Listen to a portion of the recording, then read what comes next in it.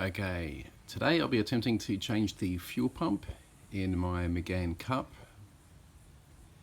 I've picked up a generic fuel pump assembly off of a seller in eBay. Now it is identical to the one which most Renaults of this particular sort of era use, so it's 3.5 bar fuel pressure regulator, and there's nothing special about the fuel pump inside of it either. So, and that goes for all the Renault models, including the Renault Sports like mine. So hopefully we should be fine to fit this with no errors. But what I'll be doing first of all is disassembling the interior of the fuel pump assembly, where it's covered to get to it. So basically we're get the seats out and just get access to it. And once we've got the old one out, we'll just compare them just to make sure that there's nothing overtly odd or different about them. So let's see how we go. As you can see, you take out the back seats, you remove this carpet, just pull it back, it's over here, pull it back a bit, a couple of plastic bungs to pull out, just hold the carpet in. I've just pulled out this section of trim up here just to get a bit better access to get the carpet back and tuck away all the sponge, just to make this area clear. This is the wiring for the sender and power, obviously. It goes underneath this, well, cover, I guess it is, and then through this big rubber washer here, which doesn't look like I clicked it in properly when I put it back after dusting it off last time. And that's pretty much it. We're just going to remove this, and then we'll get back to the top of the fuel sender assembly, where I'll just give it a quick clean so that when we remove it, no grubby shit falls into the fuel tank. Okay, now this is the cover off, obviously. I'm just replacing the screws into where they're holding that cover guard trim piece down, just to make sure I do not misplace them. Okay, that's out of the way.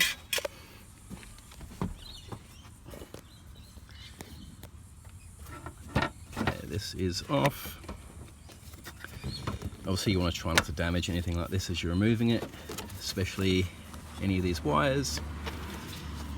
Now this is where it gets a little tricky. I'm not entirely sure which way the fuel lines run, but as long as everything is kept back together, once we put it in, we shouldn't have any issues.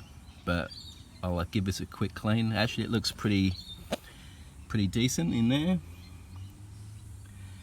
but I was expecting it to be, so I'll probably just give it a quick dust and put a vacuum head in there just to try and clean out around the edges of the seals here. And I'll proceed to unplug the electrics first, and once I've got those sender connectors out of the way, we'll disconnect these the fuel lines here with a bit of hose wrapped around them just to catch anything. I'm not too sure, I haven't ran it since yesterday, so I'm not really too sure how much pressure those lines will still be holding. Right, so next we're going to disconnect the two fuel lines. I think one's a return from the fuel vapor line or something, because this is a returnless fuel system. So I'm not too sure exactly what's going on, but we've got some cloths sitting around here just to try and minimize fuel squirting around. So let's disconnect one at a time and see how we go.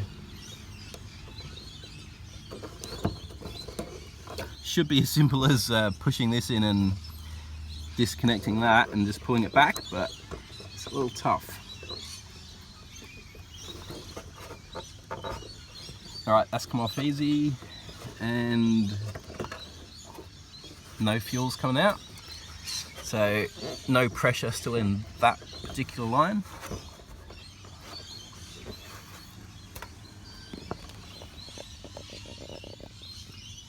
Looks a little grubby in there.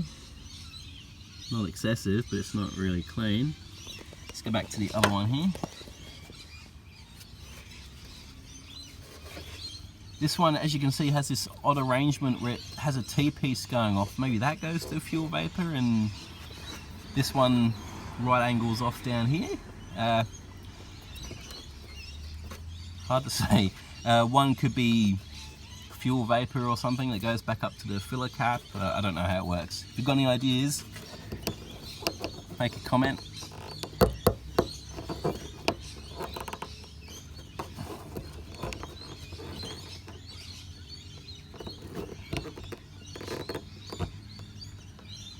A little tougher than the other one. There we go.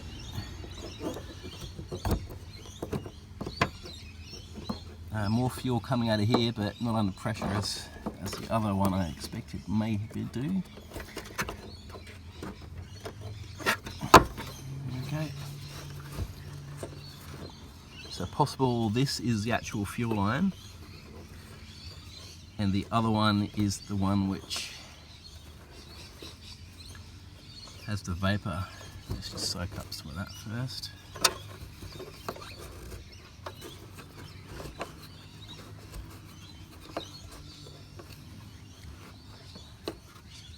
There's only so much much room I can get these out of the way. Now there is fuel coming out of this green one though, so let's see what we can do. So I'm just going to grab a screwdriver and rubber mallet, just try and loosen this ring. We'll see how that comes up.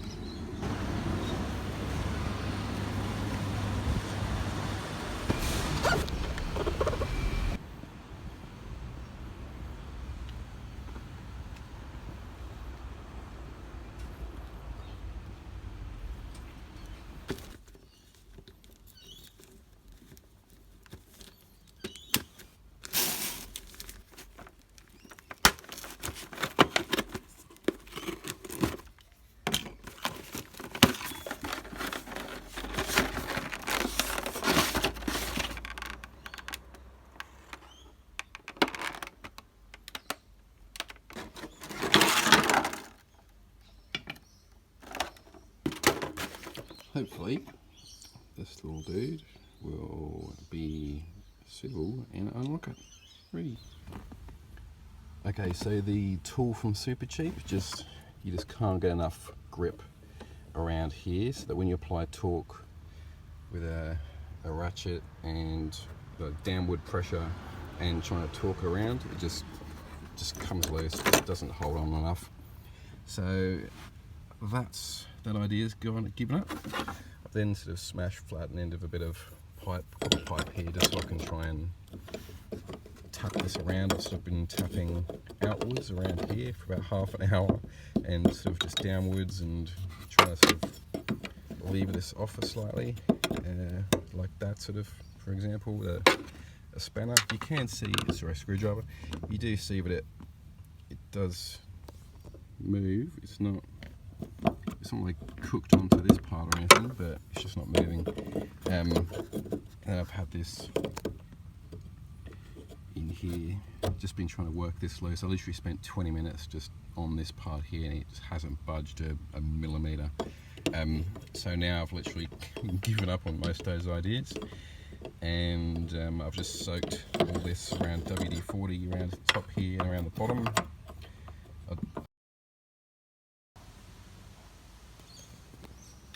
Okay, so quite a while later now, using a mixture of a sort of home brand Dremel with a little, where are we?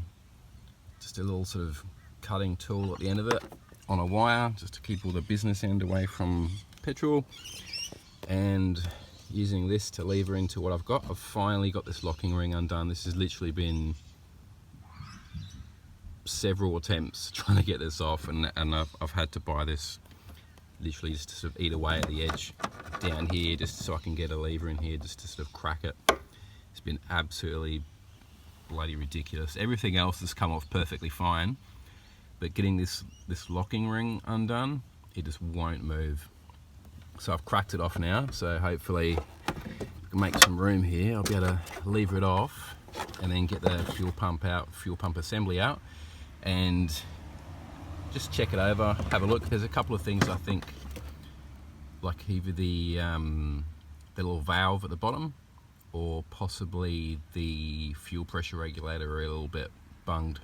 So I'll get this one out, compare it to the cheap, super cheap eBay one, and hopefully they're very similar, but it does look similar to all the others I've had a look at. So I'll back in a minute.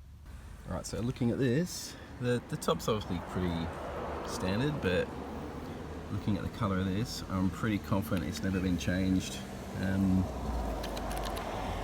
Fuel pressure regulator looks okay.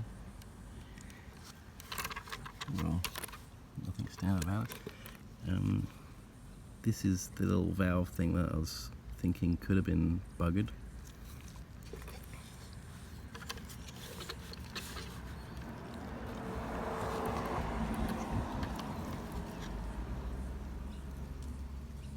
The date on that says 2006, which was manufacture year of the car, so yeah, not changed.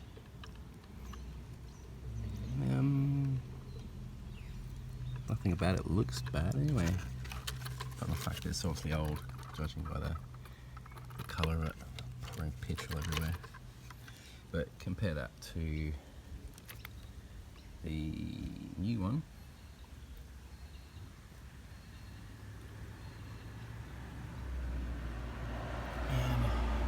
Hopefully everything's the same. This seal, by the way, when I took this off, this piece here, this was under here like this. So I don't know if it was put in shithouse from the factory or someone's looked at it and put it back in wrong.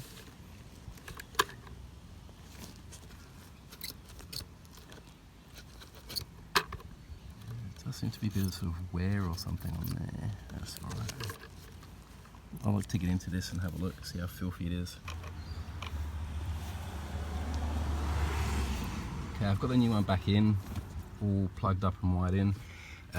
Only real difficulty when putting it back in is make sure it's pointing in the same direction as the previous one. You want to ensure that the float arm for the fuel gauge is pointing sort of across the fuel tank rather than to the sides, otherwise it's going to catch on the edges. All wired in, back in.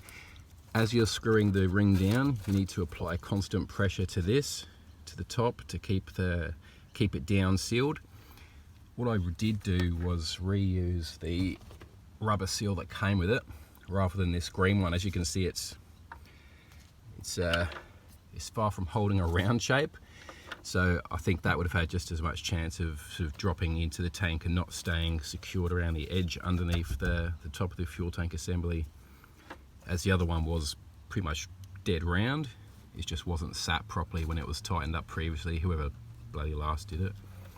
So what I did was I pushed this down as far as I could, released a little bit of pressure and tucked the seal around the edge of this as I was screwing it down, and I'm pretty sure it's in there. So one edge sort of wants to rise slightly here, so you just need to do push dead in center, keep it flat with one hand and turn with the other, and that seems to have worked well. It's not moving at all, and there's no movement whatsoever around the edges here. So put the key in, prime the pump and see how we go. Fingers crossed.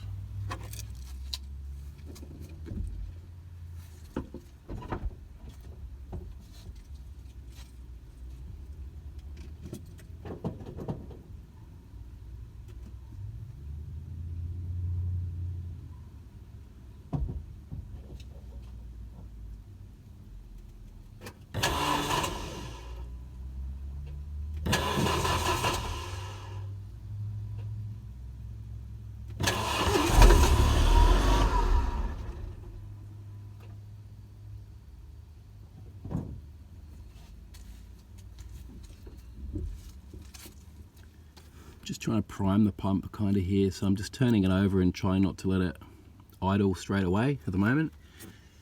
Also gives me a chance to check there's no leaks in here. Everything seems tight on, so there's no initial leaks that I can see.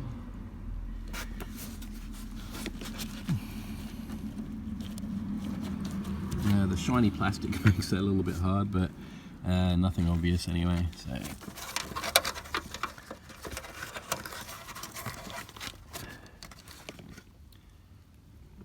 yeah, nothing. Everything looks like it's clicked back in firmly. No leaks around those joints. I'll turn it over now, let it idle, see how it goes. Hopefully no issues.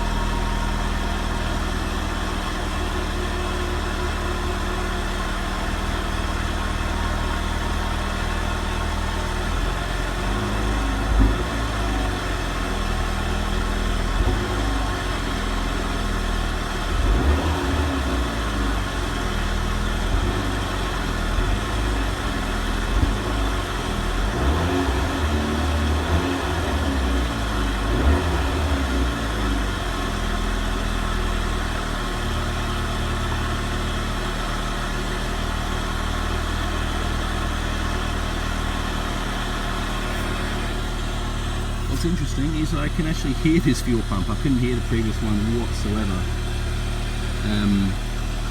As I mentioned anyway, it doesn't look like there's any fuel leaks or drips. Nothing around the base there. I am low on fuel, so I do need to go and grab some fuel in a moment. So hopefully this, well, Easter Sunday, so who knows what's open. But yeah, once I top it up, I think we'll see if there's any sort of issues with the seal here that I need to re-tighten it or anything like that. Anyway, seems all good. See how we go.